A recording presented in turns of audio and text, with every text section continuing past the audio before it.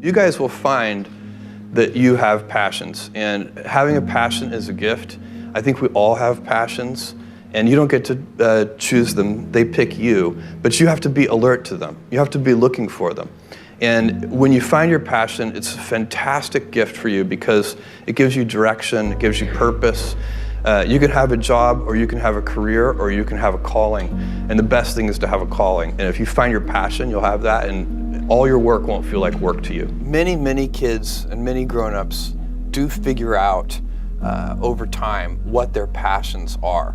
And sometimes we let I don't think it's that hard. I think what happens though sometimes is that we let our intellectual selves overrule those passions. And so that's what needs to be guarded against. My job, one of my jobs as the leader of Amazon, is to encourage people to be bold. And people love to focus on things that aren't yet working. And that's good, it's human nature. That kind of divine discontent can be very helpful. But it's incredibly hard to get people to take bold bets. And you need to encourage that. And if you're gonna take bold bets, they're gonna be experiments. And if they're experiments, you don't know ahead of time whether they're gonna work. Experiments are by their very nature prone to failure, but a few big successes compensate for dozens and dozens of things that didn't work. So, bold bets, AWS, Kindle, Amazon Prime, our third-party seller business, all of those things are examples of bold bets that did work, and they pay for a lot of experiments. I've made billions of dollars of failures at Amazon.com, literally billions of dollars of failures. And you might remember Pets.com or Cosmo, or give myself a root canal with no anesthesia very easily. None of those things are fun, but they don't matter. What really matters is companies that don't continue to experiment, companies that don't embrace failure.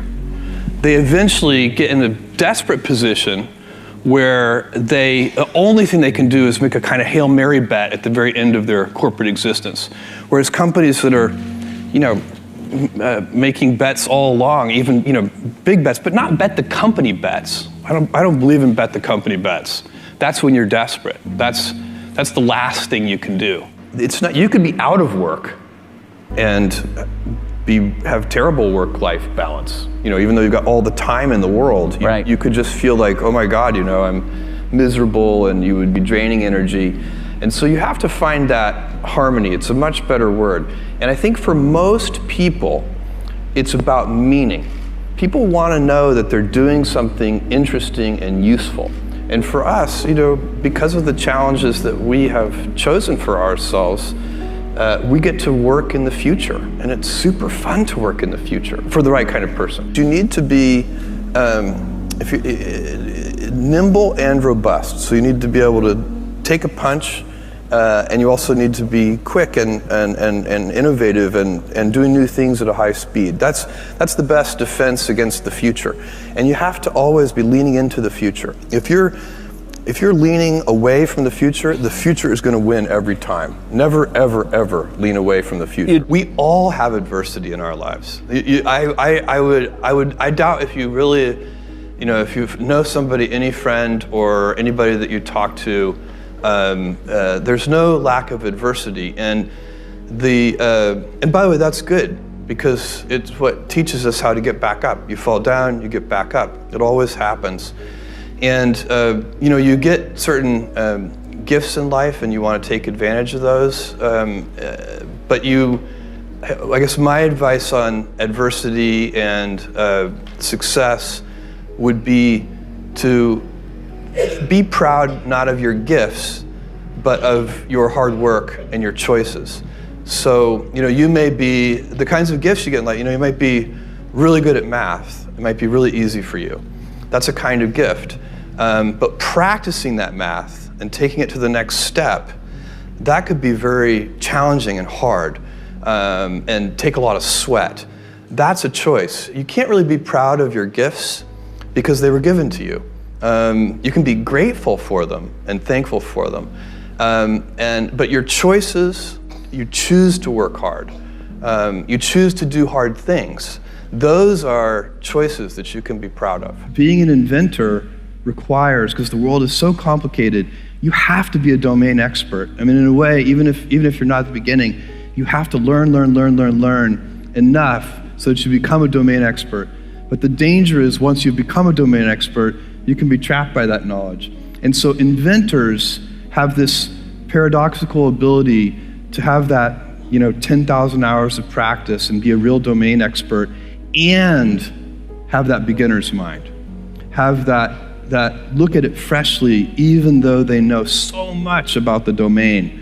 And that's the key to inventing. You have to have both. And I think that is intentional. I think all of us have that inside of us, and we can all do it, but you have to be intentional about it. You have to say, yeah, I am going to become an expert, and I'm going to keep my beginner's mind.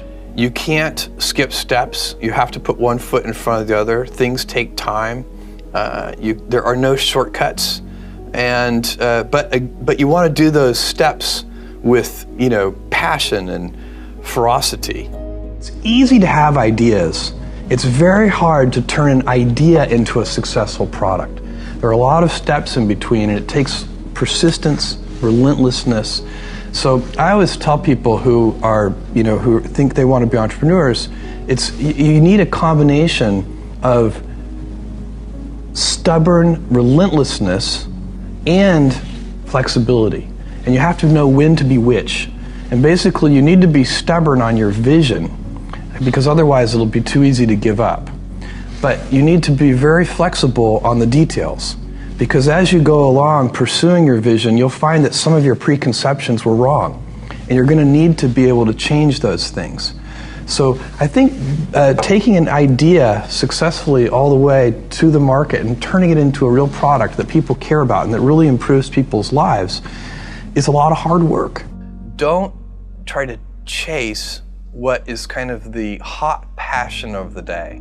I think we actually saw this, I think you see it all over the place in many different contexts, but I think we saw it in the internet world quite a bit, where at the sort of peak of the sort of internet mania in say 1999, you found people who were very passionate about something. They kind of left that job and decided, I'm going to do something in the internet, because it's it was almost like the the 1849 gold rush in a way. I mean, you find that people, if you go back and study the history of the 1849 gold rush, you find that at that time everybody who was within shouting distance of California was they might have been a doctor, but they quit being a doctor and they started panning for gold, and that almost never works.